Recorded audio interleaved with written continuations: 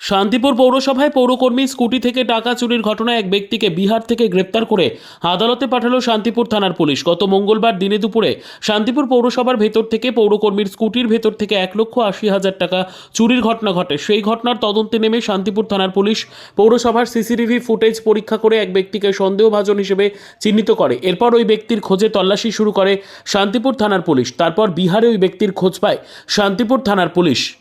এরপর শান্তিপুর থানার একটি প্রতিনিধি দল বিহারে গিয়ে বিহার পুলিশের সহযোগিতায় ওই ব্যক্তিকে বিহারের কাটিহার এলাকা থেকে গ্রেপ্তার করে শান্তিপুর থানায় নিয়ে আসে। জানা যায় ধৃত ব্যক্তির নাম গণেশ যাদব, তিনি বিহারেরই বাসিন্দা।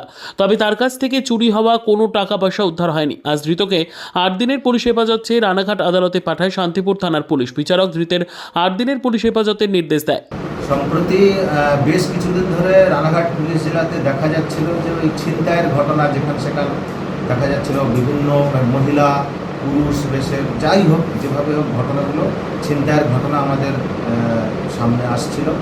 এই নিয়ে পুলিশ রানাঘাট পুলিশ জেলার সমস্ত থানাকে বিশেষভাবে অ্যালার্ট করা হয়। তো এই রকমভাবে একই রকম 20 তারিখ গত মাসের মে মাসের 20 তারিখ শান্তিপুরে পটেশ্বরী লেন যেখানে বাসিন্দা আছে আপনার উত্তম প্রামাণিক, তো উনি বিশেষত ওই আপনার মিউনিসিপ্যালিটিরই কর্মচারী আছেন।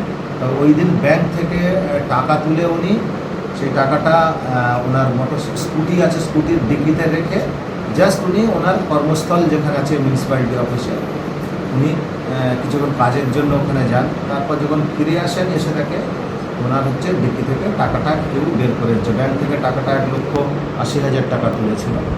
এই ঘটনার পরে স্বাভাবিকভাবে নতুন করে আবার একটা চাঞ্চল্য তৈরি হয়।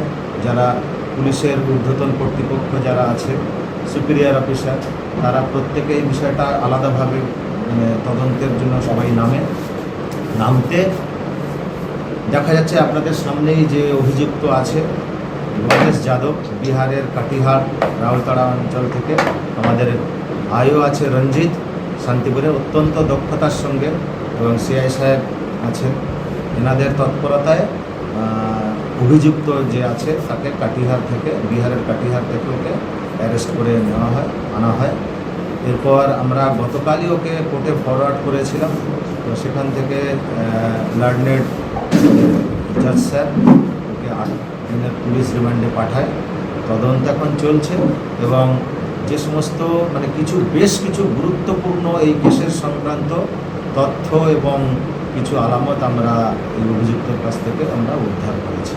তদন্ত শুরু হয়েছে, বাকিটা তদন্ত শেষ করে আমরা আপনাদেরকে বিষয় করব। যে টাকাটা চুরি গেছিল সেটা কি পাওয়া গেছে? তদন্ত চলছে, বলছি খুবই গুরুত্বপূর্ণ আলামত এই অভিযুক্তর থেকে আমরা উদ্ধার করেছি এবং সিজ করেছি এই কেসের ব্যাপার। স্যার, বেশ কিছু চুরির ঘটনাগুলো বিহারের সেটা আমরা খতিয়ে দেখছি। বাইরে থেকে বিহার থেকে বেশ কিছু যারা দুষ্কৃতী এসে এরকম ঘটনা ঘটাচ্ছে, তার জন্য আমরা এই বিষয়ে আমাদের মাথায় আছে। আমরা এটা নিয়ে তদন্তে নেমেছি। আমরা এটাও বিভিন্ন কিছু যে এই যেমন আজকের যে কেসটা টাকা চুরির যে কেসটা ছিনতাইয়ের কেসটা যেটা আমরা পেলাম, একেও আমরা সেইভাবে জিজ্ঞাসাবাদ করছি। আশা করি আমরা খুব শীঘ্রই বাকি ঘটনাগুলো আমরা ঠিক এটা উন্মোচন করতে পারি।